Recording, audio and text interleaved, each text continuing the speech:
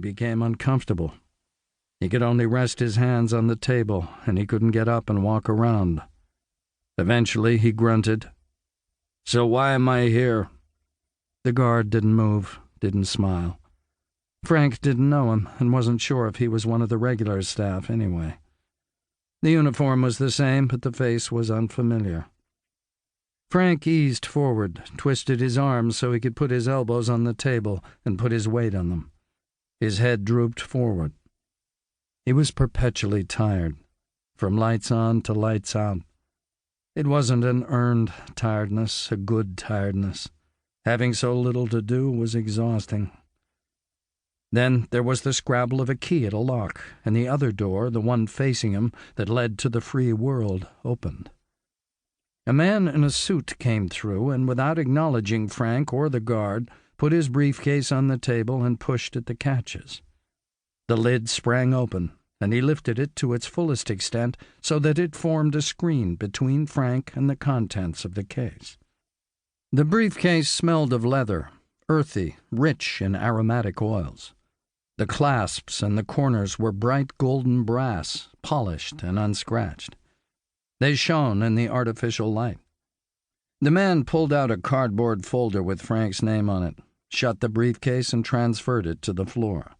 He sat down. His chair could move, and sorted through his papers. "You can go now, thank you." Frank wasn't going anywhere, and the guard was the only other person in the room. The guard left, locking the door behind him. It was just the two of them now. Frank leaned back again. The other man was close, too close, and tried to guess what all this was about. He hadn't had a visitor in years, hadn't wanted one, and certainly hadn't asked for this one. This man in a suit with his tie and undone top button, his smooth, tanned skin and well-shaved cheeks, his cologne, his short, gel-spiked hair, this free man. "Mr. Franklin Kittridge?" He still hadn't looked up, hadn't looked Frank in the eye yet. He leafed through the file with Frank's name on the cover and California Department of Corrections and Rehabilitation stamped on it, turned the translucently thin pages covered with typeface. Paper and board. Everybody else would have used a tablet, but not the cash-starved CDCR. "Well, if I'm not, both of us have had a wasted journey." It wasn't much of a joke, but it seemed to break the ice, just a little, just enough for the man to raise his chin and steal a glance at Frank before looking down at the contents of the folder again. Of course, no one had called him Mr. Kittridge for years. Frank felt a long, dormant curiosity stirred deep inside, where he'd shut it away in case it sent him mad. "Can I get you anything?" the man asked. "Something to eat? Drink?" Frank cocked his head over his shoulder at the locked door behind him. Definitely no guard. He turned back. "You could start by telling me your name." The man considered the request. "You can call me Mark," he said. His tell, a slight blink of his left eye, told Frank that he wasn't really a Mark. "If we're on first-name terms, Mark, why don't you call me Frank?" "Okay, Frank."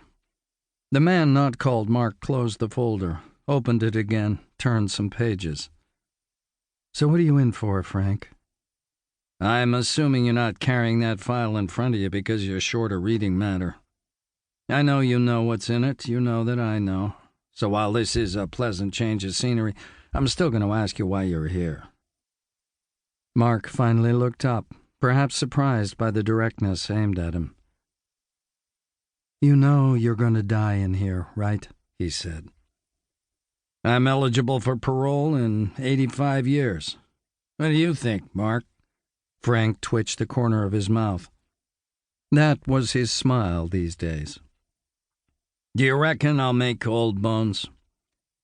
"You'd be," pause, 136. So no, I don't think so." "Well, dang, I was so looking forward to getting out." "You killed a man." "I know what I did. I know why I did it.